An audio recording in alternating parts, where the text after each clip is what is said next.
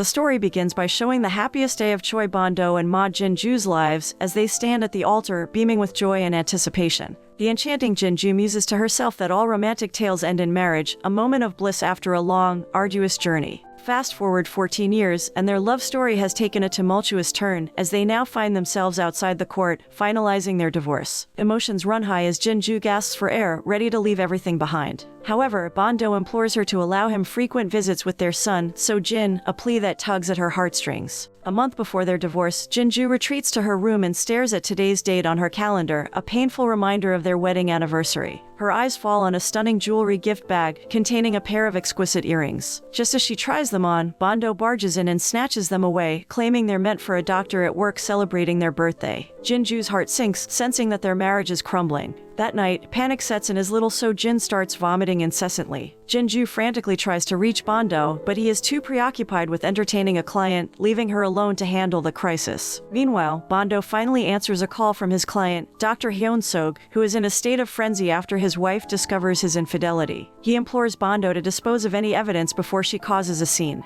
Bon-do rushes to the hotel where Dr. Hyun-sog is supposed to have a meeting and frantically drags his mistress out before it's too late. But as luck would have it, Dr. Hyun-sog's wife, Kim Ye-rim, appears on the scene, ready to confront her husband's lover. Bon-do tries to calm her down, but his presence only seems to annoy her further as she sees him once again playing the role of her husband's lackey. As the chaos unfolds, Dr. Hyun-sog delivers yet another piece of unsettling news to Bon-do, urging him to put on a show to appease his angry wife. Meanwhile, at the hospital, Jin-ju receives the good news that So-jin has acute enteritis but is otherwise healthy. Back at home, while putting So-jin to bed, Jin-ju stumbles upon Bon-do's credit card bill and is shocked to find charges for various luxury hotels and expensive models. To make matters worse, a nurse sends her a message with a photo of Bon-do and Dr. Hyun-sog's wife right outside the hotel. Overcome with emotion, Jin-ju receives a message from Bon-do saying that he can't come home tonight, leaving her in tears. It's then revealed that Bon-do has been living in his car, too ashamed to face his family after getting hurt and bruised. When Jin-ju contacts him crying, Bon-do weakly says he's not in the mood to argue. Jin-ju, in a moment of despair, tells Bon-do that thanks to him, her life has taken a downward spiral. Bon-do retorts that his life isn't any better and blames Jin-ju for not understanding how badly he's been treated at work. In the heat of the moment, Jin-ju decides that she wants to turn back time and change everything. Bon-do, seeing no other way out, suggests they get a divorce. Today marks the official end of Jin-ju and Bon-do's marriage. A summer, Jin-ju visits the Columbario to pay her respects to her late mother, apologizing for not visiting more often due to her responsibilities as a mother to So-jin. As tears stream down her face, she reflects on how she seems to cry more often as she grows older. Meanwhile, Bon-do returns to his childhood home, staring intently at his wedding ring. Later that day, as Jin-ju takes the bus home, she drops her wedding ring, letting it fall onto the street. Meanwhile, Bon-do tosses his ring out the window in frustration. As fate would have it, both Jin-ju and Bon-do find themselves in the midst of an earthquake, an inexplicable event that only seems to affect them, not the people around them. As Bon-do wakes up, he is astonished to find that his parents look years younger. As he glances at the calendar, he realizes that he has somehow traveled back in time to 1999. Similarly, Jin-ju awakens to find her mother standing before her, a woman she thought she'd only ever see in her dreams. However, her mother is confused by Jin-ju's words and strikes her on the back, urging her to go to college. It is only then that Jin-ju realizes that she too has traveled back in time to 1999. While Jin-ju and Bon-do find themselves on campus, they both feel a sense of melancholy as they recall the bitter words that led to their divorce. When they finally spot each other from afar, their smiles fade away and they begin to approach one another slowly. However, instead of greeting each other, they end up crossing paths, leaving them both feeling a sense of regret. Bon-do turns around, amused by the fact that they seem like complete strangers to each other. Jin-ju, on the other hand, retreats to the running field, convinced that Bon-do couldn't possibly know her anymore. As she watches the students running, Jin-ju spots a familiar face, an old classmate named Jung Nam-gil. She wonders if he still has feelings for her and is excited to reconnect. Just then, another familiar face appears, Yoon Bo-room, who brings a smile to Jin-ju's face. As they explore the campus, Jin-ju's childlike wonder and excitement make Bo-room chuckle. But things take a surprising turn when Nam-gil approaches them and Jin-ju greets him with an affectionate oppa. Nam-gil's awkward smile slowly fades as he realizes that everyone in the room is now staring at him. In a flashback, Nam-gil had asked Jin-ju out on a date, only to be turned down with a comment about his body odor. Jin-ju finds it hard to believe that she could have been so insensitive. Bon-do follows Hyun-sog, who he soon discovers is now a doctor in the future. As Hyun-sog stops to talk to his girlfriend Ye-rim, Bon-do purposely bumps into him, causing him to fall to the ground. Although he immediately apologizes apologizes, Ye-rim yells at Bando while Hyun-suk tries to defuse the situation. In the meantime, Jin-ju spots Bando and his friends and gives him a cold stare as she passes by. Bando, however, can't help but look back at her, hoping for a chance to reconnect. Soon, Bando finds himself face to face with Jin-ju at a blind date event. As they sit across from each other, surrounded by other men and women, they both realize with shock that this is where they had first met. As everyone introduces themselves, Bando's humor and charisma quickly make the others laugh, while Jin-ju watches him intently. Each woman at the table has a personal item for the men to choose from, and Bando chooses Jin-ju's handkerchief as a way to connect with her. During their conversation, Bando suggests that Jin-ju focuses on her studies so she can become a judge or prosecutor. As he walks away, Bando can't help but return to tell Jin-ju that he regrets how rudely he had broken up with her. Bando encounters a familiar face, Min So-young, a ballet dancer he knows. As he grabs her wrist, she reacts in surprise, and Bando asks if she recognizes him. So-young admits to knowing him a little, but Jin-ju watches them from a distance, feeling a pang of jealousy. Later, Jin-ju's grief over her son leads her to have a vivid fantasy of So-jin running toward her with a sweet smile. She cries on the taxi ride home, where she coincidentally encounters Nam-gil as her driver. Too lost in her emotions to notice, Nam-gil plays music to drown out her sobs. When they arrive at her destination, Jin-ju hands over her credit card for payment without even looking at Nam-gil. In a flashback, Nam-gil remembers the night Jin-ju had rejected him. His father had appeared and berated him for going against his wishes by joining the ROTC and studying English. He had told Nam-gil to focus on dating instead, which Nam-gil reluctantly agrees could be a good idea. Jin-ju is feeling lost and confused about her situation in the past, and in her desperation to find her way back to her son, she resorts to going on random dates with strangers she sees on the street. She even picks Nam-gil, a guy who asked her out back in the day but whom she had rejected before. When Jin-ju calls Nam-gil smelly, his father starts nagging and calling his son stupid, causing Jin-ju to feel guilty for her actions. She assumes that sleeping might bring an end to her time travel, so she spends her nights curled up next to her mother, reminiscing about the past. On the other hand, Bando is determined not to fall asleep, afraid of the possibility of returning to the future. He even uses a matchstick to keep his eyelids open, but the struggle to stay awake takes a toll on him. Meanwhile, Bo-room and Yiwoo are having drinks, and it's clear that Yiwoo is intimidated by Bo-room. He watches as she drinks her water-like drink with ease, while he struggles to keep up with her. Bo-room takes Yiwoo back to campus, holding him all the way back to his dormitory before leaving him there without much thought. The next morning, Jin-ju wakes up in shock, realizing that she's still in the past, while Bando is struggling to adjust to being in the past once again. He watches So-young from afar, admiring her confident aura, and he decides to introduce himself to her. Bando offers her a drink and asks for her phone number, wanting to greet her as someone he knows from now on. In the classroom, Bando can't contain his excitement as he shows off So-young's number to Yiwoo and Daki. Daki, curious about the owner of the number, dials it, only to frantically hang up when So-young's voice sounds on the other end. The three friends wonder where Bando's newfound self-confidence came from. Bando replies that he's not the same guy he was before, and it shows in the way he carries himself. The professor then shares a task in which they're to write down the name of someone they want to observe and label all parts of the brain as they look at it.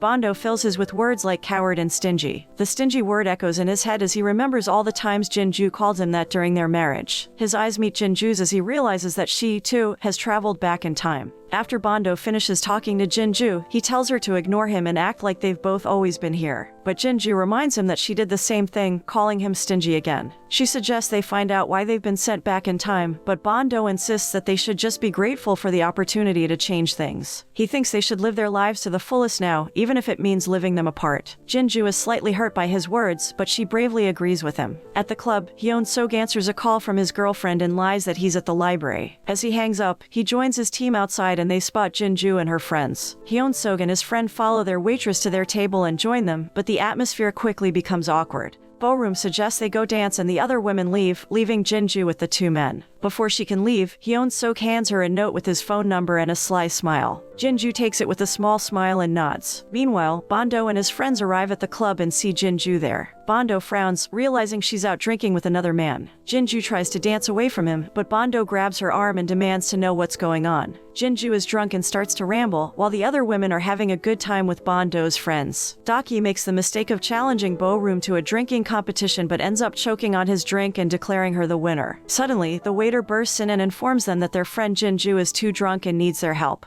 Jin-ju picks up the microphone and holds up a paper with Hyun-suk's number, declaring that he said she was beautiful. Bando and Bo-room rush out to see what's going on. Bando is annoyed to see that it is his future boss, and he can't shake the feeling that this is all wrong. Jin-ju then turns to Bando and asks him what he will do about So-jin, making Bando tear up at the thought of his son. But before he can answer, Daki appears out of nowhere and starts vomiting, ruining the moment. Bando sees Jinju being taken away by her friends and is left alone with his thoughts. Yiwoo tries to ask Bando about So-jin's mention of Jinju, but Bando doesn't answer. The memory of Jinju's speech about living life to the fullest now echoes in his mind, and he is overwhelmed by the memories of his son So-jin. Bando stops walking as tears stream down his face, feeling the weight of the situation and the unknown implications of their time travel. The following day on campus, as the radio hosts rushed to the bathroom, Bando found Jinju outside and pulled her into a secluded area, insisting they needed to talk. Bando asked Jinju to hand over Hyun-sog's number, warning that he was not a good person. Confused by Bando's sudden interference after suggesting they live separate lives, Jinju questioned his motives. Bando insisted that Jinju should leave and announce their divorce to the rest of the club, warning that they have a child together and should keep it a secret. However, they didn't realize that the microphone in the room was on, and their argument was being broadcasted throughout the campus. So-young and Nam-gil were among the listeners of the broadcast, shocked to hear about the altercation between Bando and Jinju. Bando argued that they would both be devastated if anyone found out they were married, but Jinju fired back, saying he would be a troubled person if his first girlfriend found out he was a married man.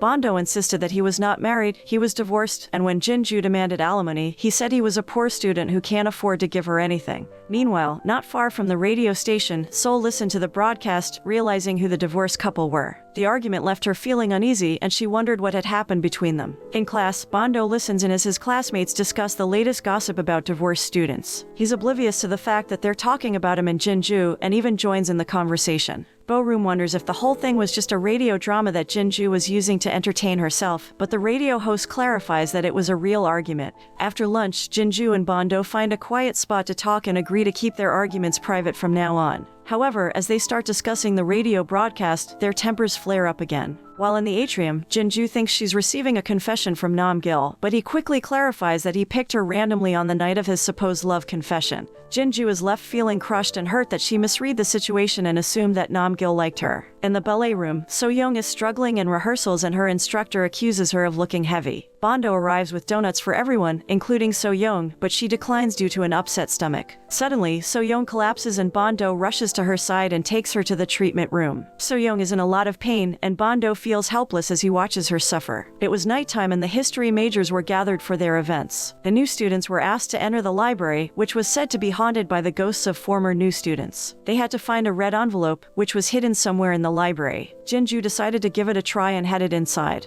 As she made her way through the maze of bookshelves, a senior dressed as a ghost jumped out to scare her. But Jinju was quick on her feet and managed to sneak up on him, causing the other students to run in fear. Meanwhile, Nam-gil was hiding in a pile of books, dressed as a vampire. He broke his disguise, thinking that his game was up, but then he saw Jinju and was captivated by her. Jinju spotted a red envelope on a high shelf and climbed the stairs to retrieve it. However, her heel got caught and she fell backward. Nam-gil caught her just in time, and when they parted ways, Jinju retreated to a ladder. Nam-gil climbed up to her, and as he helped her descend, she noticed that he was holding his ankle. Jinju offered to help him, and he leaned on her as they limped away together. Meanwhile, So-young woke up in the treatment room to find that Bando had been by her side the entire time. He offered to take her out to dinner, and she gladly accepted. Later, the history students headed to the bar to celebrate. Jinju was hailed as a hero for her bravery, and she remarked that people were scarier than ghosts. She brought a bag of ice for Nam-gil's ankle, and he couldn't take his eyes off her as she laughed and drank with her friends. When it was time to go home, Jinju was left alone, but Nam-gil followed her from a distance, making sure she arrived home safely. On the bus, Jinju breaks down in tears as she thinks about her son So-jin. From the back of the bus, Nam-gil also sees her crying. Meanwhile, Bando and So-young wrap up their date for the day. So-young isn't sure if Bando's advice to not hold back in life is right for her, but she still wants to get to know Bando better. As they part ways, Bando notices Jinju's parents walking down the street and can't help but fixate on Jinju's mother.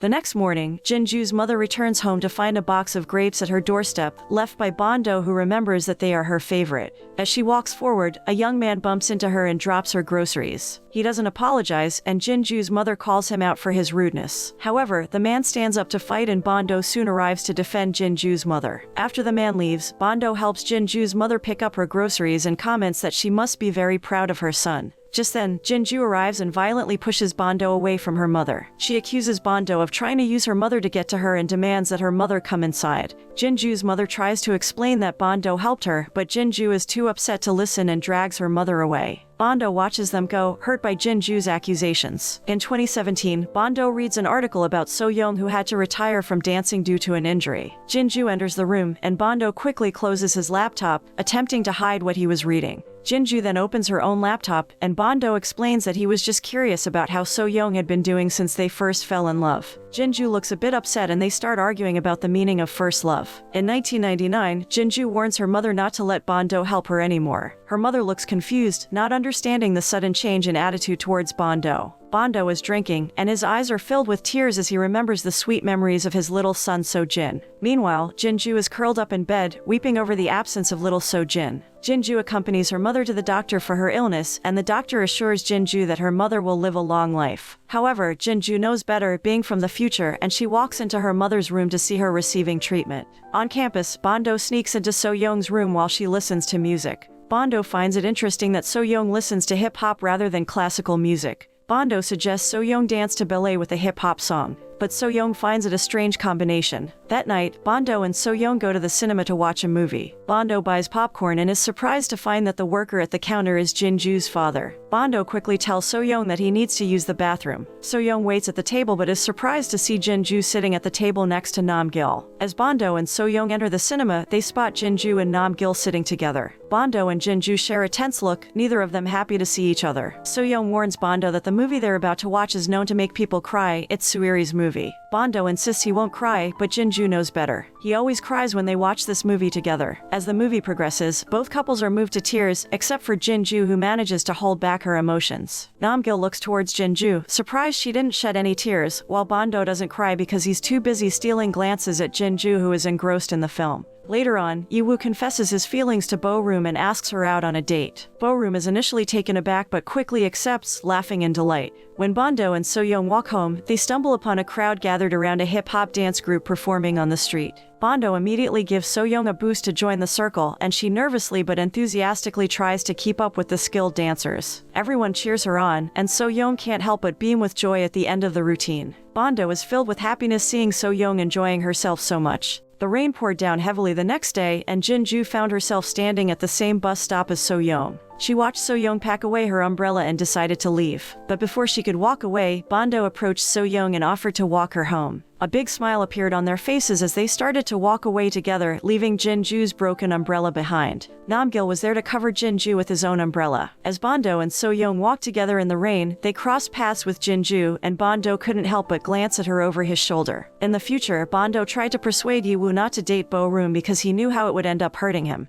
But Yiwoo dismissed Bando's advice, assuming that he was just jealous. Eventually, Yiwoo came to regret his decision to date Bo-room. Meanwhile, Jinju also tried to intervene and convince Bo-room to end her new relationship with Yiwoo, but she was too infatuated to listen. At the campus festival event, So-young is excited to see what Bando will do for the big show, but Bando claims he's too embarrassed to participate. As the festival gets underway, Bando and So-young enjoy the festivities together. From a distance, Jinju sees them having fun, but her attention is soon drawn to a water ball game being hosted by the engineering faculty. Jinju wants to play, but only if Bando is the target on the wall, and she offers to pay double the price. Despite feeling reluctant, Bando can't refuse the request of a senior student. Jinju hurls her balloons with force, soaking Bando in streams of water again and again. At night, Jinju reluctantly helps out at the May Queen contest tent and is surprised to find out that one of the contestants is absent. Nam-gil suggests Jinju replace her, but she hesitates, not having anything to wear for the occasion. Nam-gil offers her a dress he bought, and Jinju is taken aback, wondering why he has women's clothing in his car. Nam-gil lies, saying it's for his sister. The contest begins, and Jinju looks stunning in her white dress. Bando can't help but stare at her, mesmerized. However, Jinju is caught off guard when the host asks her about her talent. She doesn't have one, but the host urges her to do something anyway. Jinju decides to sing and captivates the audience with her beautiful voice. Bando is filled with memories of a future where Jinju is his loving wife and mother to their child. After the contest, Bo-room and So-young express their regret that Jinju didn't win. Daki takes this opportunity to ask Bo-room what made her like Yiwoo. To his surprise, Bo-room replies that Yi-woo is cheap.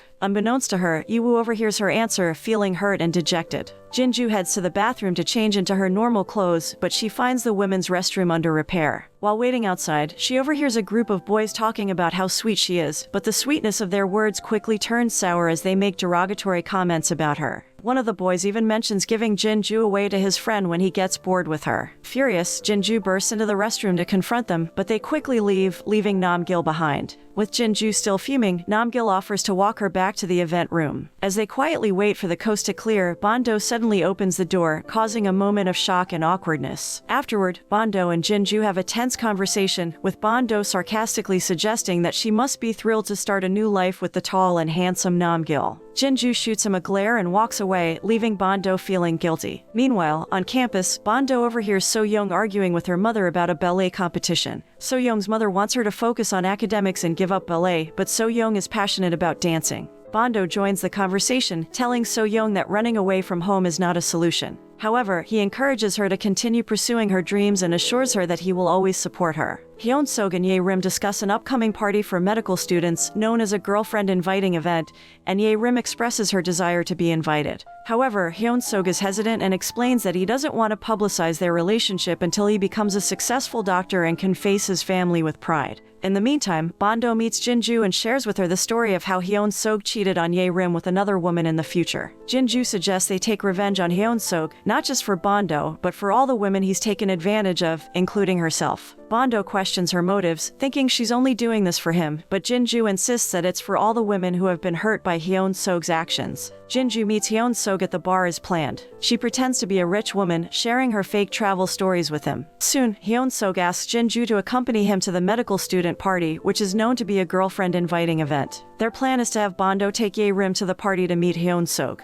Bando arrives with Ye-rim just as Jin-ju arrives with Hyun-suk. Jin-ju is ready to expose him, but Hyun-suk requests a private conversation. He confronts Jin-ju for pretending to be someone she's not and reveals that he's aware of her true identity. To Jin-ju's surprise, 3 other women appear, revealing that Hyun-suk has been playing with them as well. Jin-ju asks Bando to spy on Hyun-suk and gather all the women he's been involved with. The 3 women then confront Hyun-suk in the middle of the party, drawing everyone's attention. He desperately tries to explain it as a misunderstanding but freezes when he sees Ye-rim standing there with Bando. Bando sees Hyun-suk as a lowlife for his behavior, leading to a physical altercation where Hyun-suk angrily grabs Bando's collar. Jin-ju kicks Hyun-suk, causing him to writhe in pain. Ye-rim witnesses this and realizes the true nature of their relationship. Jin-ju and Bando comfort Ye-rim after she confesses that she's known about Hyun-suk's infidelity for some time but was afraid to confront him. Ye-rim thanks Jin-ju for standing up for her and hitting Hyun-suk in her defense. As they sit in the park, Jin-ju and Bando are flooded with memories of their happy moments in the same place with their son So-jin. They try to hide their tears from each other. Elsewhere, Yi-woo and Daki stumble upon Bo-room with another man. Yi-woo confronts Bo-room, revealing himself to be her boyfriend. The man turns out to be Bo-room's brother, but the 3 guys behind Yi-woo don't seem pleased with the situation.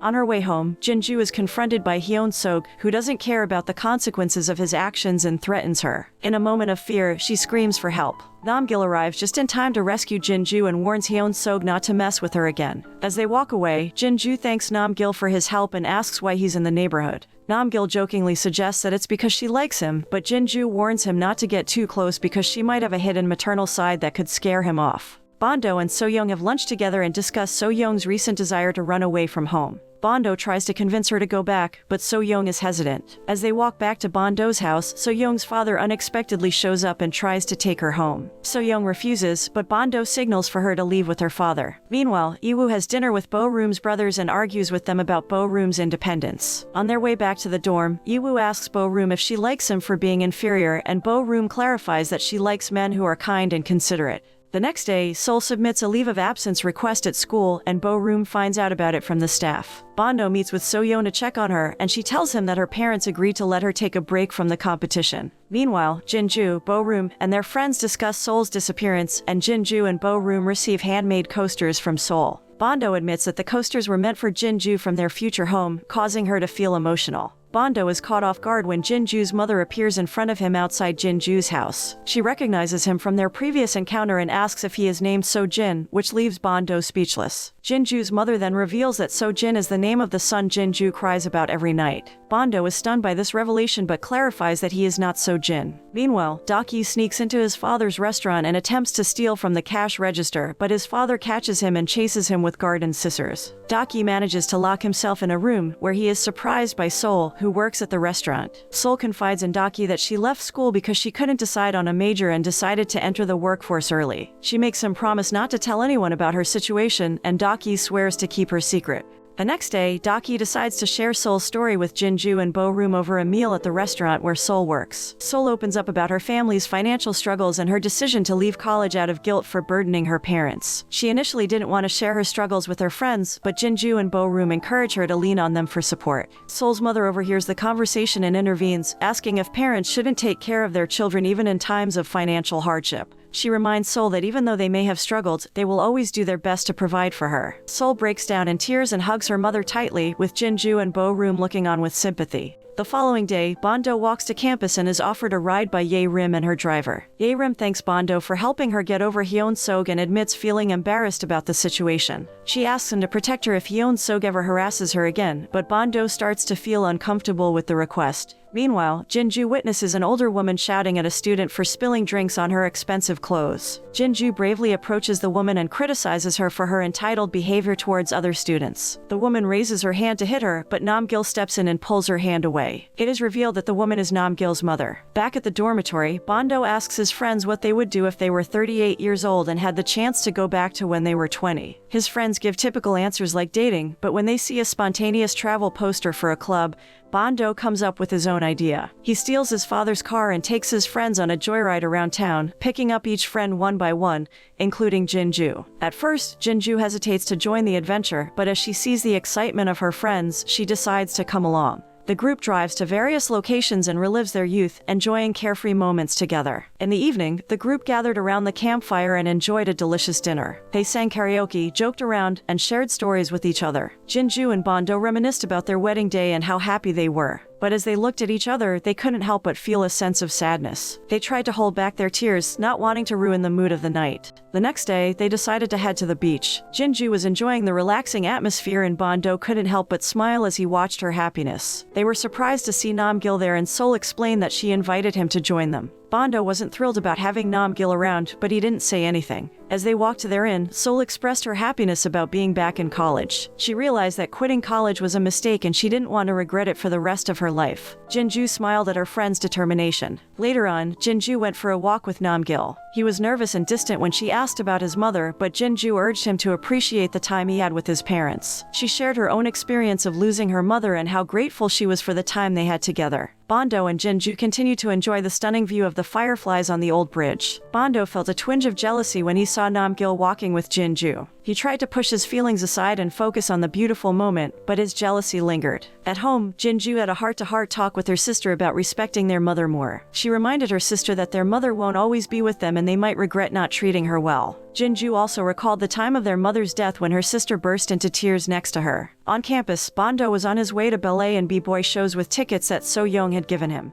He remembered how she had invited him to watch the show, where she would perform with the b-boy they met on their previous date. However, now he looked annoyed because it coincided with this particular day. As he drove, Ye-rim stopped beside his car and asked if Jinju was okay. She had heard about Hyun-sog tracking her down and hitting her. Bando felt angry and frustrated, but he tried to keep his emotions in check. In a fit of rage, Bando barges into the medical student's lab and violently attacks Hyun-sog, driven by his memories of the future where Hyun-sog had bullied him. As Bando beats Hyun-sog, he recalls the painful and humiliating experience he had gone through years later. Later that night, Bando calls Jinju and meets her outside their gate, holding a box of wine. He confesses to her that despite his sincere intentions, everything seems to be falling apart just like it did 10 years ago. In a flashback to the future, Bando stands up for a classmate being bullied by a group of teenagers, but is interrupted by a call from Jinju to go home immediately. The teenagers start a physical altercation with Bando, and Jinju hears the sound of the punch over the phone. Bando and the students are eventually taken to the police station, where Jinju rushes to pick up her husband. She confronts him, questioning why he always puts himself in dangerous situations. Bando apologizes but tells Jinju that he can't help but stand up for what's right, even if it means putting himself in harm's way. Jinju understands but worries for his safety. Jinju is devastated at her mother's funeral and blames Bando for making her miss the chance to say goodbye to her.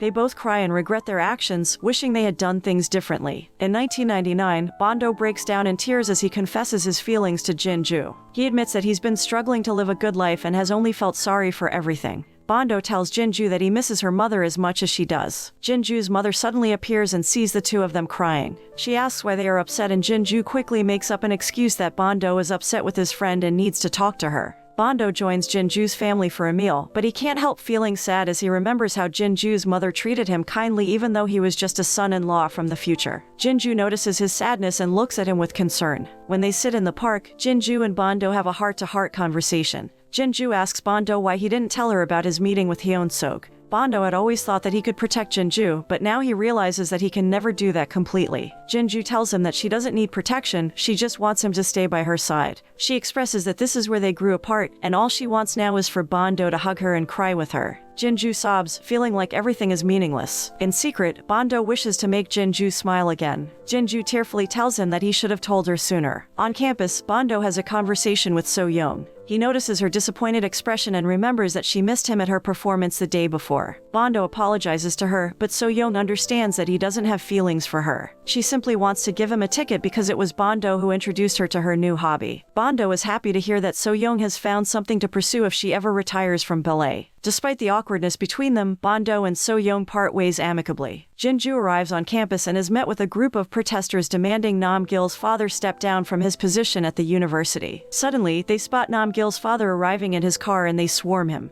Nam-gil witnesses the chaos and spots Jinju trying to escape the scene. Despite the commotion, he stops in front of her and asks if she has eaten. In the cafeteria, Jinju is amazed at how well Nam-gil hides his feelings. Nam-gil explains that he doesn't have anyone who worries about him, so he's used to dealing with things on his own. As they chat, Nam-gil's stepmother unexpectedly appears and asks him how he's doing, which catches him off guard. She clarifies that she's not asking about his father, but him personally. Meanwhile, Daki receives a call from his mother and learns that he has received his military notice. Overwhelmed with emotion, he leaves the table in tears. Bando finds a store he remembers visiting with Jinju in the future and discovers the ring they bought together. Overjoyed, Bando rushes to Jinju's house with the ring in hand. As he arrives, Jinju steps out, but before she can speak, Jinju's mother joins them. Bando watches from a distance as Jinju tells her mother about Nam-gil and his two mothers. Jinju's mother sees Nam-gil's behavior as understandable for a child of divorced parents, focused only on his birth mother and not recognizing those who truly care for him. As the conversation turns to divorce, Jinju halts and asks her mother how she would feel if Jinju were to divorce in the future. Her mother responds with a firm declaration that she would never allow her daughter to marry someone she knew she would eventually divorce. She advises that in a successful marriage, each partner must accept and complement each other's flaws. In the meantime, Bando reflects on his own past mistakes and how he has let Jinju down. He wishes to make things right and presents her with the ring as a symbol of his commitment to her. When they reach the supermarket, they witnessed an office worker shouting that he should be treated like a human being. Jinju is struck by the familiarity of his words. They were the same words Bando had once said before asking for a divorce. She starts to realize just how much Bando had been suffering, especially when he was humiliated by his boss, Hyun-suk. Overwhelmed by her emotions, Jinju contacts Bando and tells him that she's crying. Bando assures her that he'll come to her and she shouldn't cry alone. While waiting for Bando, Jinju is standing at a crossing with a child who loses his ball and runs onto the street to retrieve it. A car suddenly comes speeding towards him, but Jinju runs to save the boy. Before she can reach him, Bando appears out of nowhere and pushes both Jinju and the boy out of harm's way, taking the hit from the car himself. Jinju runs to Bando, calling him Yobo for the first time in a long time. She realizes how much she loves him and how much he means to her. Bando's condition is critical as he is rushed into the operating room. Jinju and Nam-gil anxiously wait outside, praying for Bando's recovery. Jinju is inconsolable, feeling helpless and frightened. She visits the hospital every day, hoping to see Bando, but is always told that only family members are allowed to see him. Finally, Jinju gets the chance to talk to Bando's mother, who mistakes her for Bando's girlfriend. However, Bando's mother is kind and understanding, and she promises to inform Jinju when she can visit Bando. Jinju hugs her mother-in-law, grateful for all the love she gave Bando. Jinju eventually gets the opportunity to talk to Bando, who apologizes for the uncertainty of their future. Bando suggests that Jinju stays in the present and forgets about their past life. But Jinju reminds him of their son Sojin and their responsibility to him. Bando puts Jinju's happiness above his own desire to see their son, and Jinju can't help but cry at his selflessness. As Bando fights for his life, Jinju and Namgil stay by his side, hoping for his recovery. Jinju reflects on their journey together, realizing that she doesn't want to lose Bando again.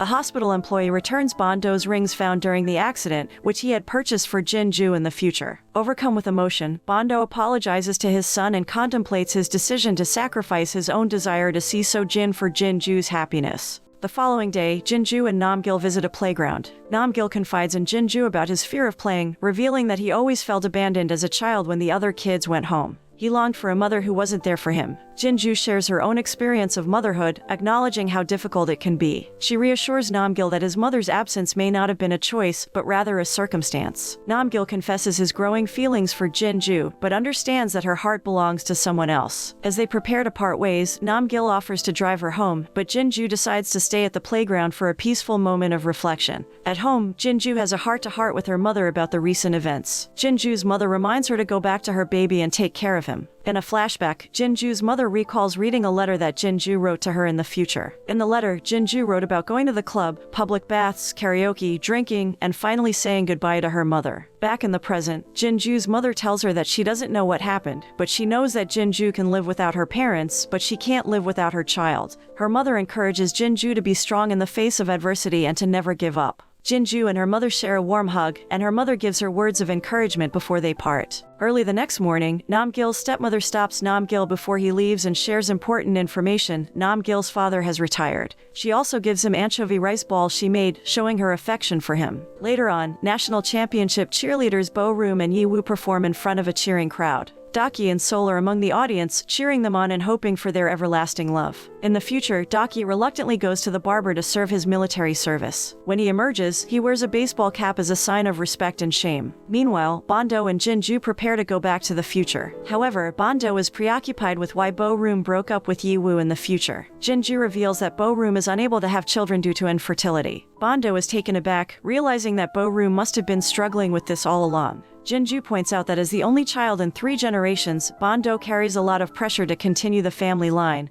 which makes it hard for Bo Room to share her infertility struggles. Bando hopes Yi Woo will find a good partner in the future. As they slip the rings back onto each other's fingers, the earthquake's vibration returns and they are transported back to the present. Jinju wakes up to find Sojin in her bed, and Bando bursts through the door. The family is finally reunited and they hug and cry together. They have returned to the present, grateful for the memories and lessons they learned during their time travel adventure. Currently, Yi Woo is on a blind date that's not going well. He overhears the men surrounding his date mocking her for her wrinkles, but the woman defends herself and it turns out to be Bo Room. When Yi Woo sees her, he stares in disbelief. Meanwhile, Jinju and Bando wait outside for Bando's parents, and Jinju shares the news that Bo Room and Yi Woo are getting married. Bo Room finally tells Yi Woo that the reason they separated in the future is that she's infertile and they won't be able to have children. Yi Woo doesn't care about that and they agree to travel the world together. Elsewhere, Hyeon-sog is confused when Ye-rim appears with her handsome husband. Ye-rim also notices Hyeon-sog, but her attention is on her adoring husband. Jinju is delighted to receive a travel book from Seoul and promises to call her as soon as she returns from Madagascar. As she walks around, Jinju spots Namgil closing the zipper of his son's jacket. She can't help but smile and continues walking towards her own family. Namgil also turns his head to look at Jinju as she walks away, smiling at the memory of their time together. In the heavenly garden, 2 gods have a quarrel that ends in divorce. They throw their rings into the outside world, and the rings end up at the same jewelry store where Bando and Jinju previously bought their rings. The shop clerk explains that the rings are God's rings that make wishes come true. Bando and Jinju purchase the rings and make their wish to never be apart. Their rings shine brightly on their fingers, symbolizing their unbreakable bond. The moral of the story is to never underestimate the power of time travel and a good pair of rings to fix your relationship problems. And no matter how much you try to change the past or alter the future, the only thing that truly matters is to always have a spare pair of pants.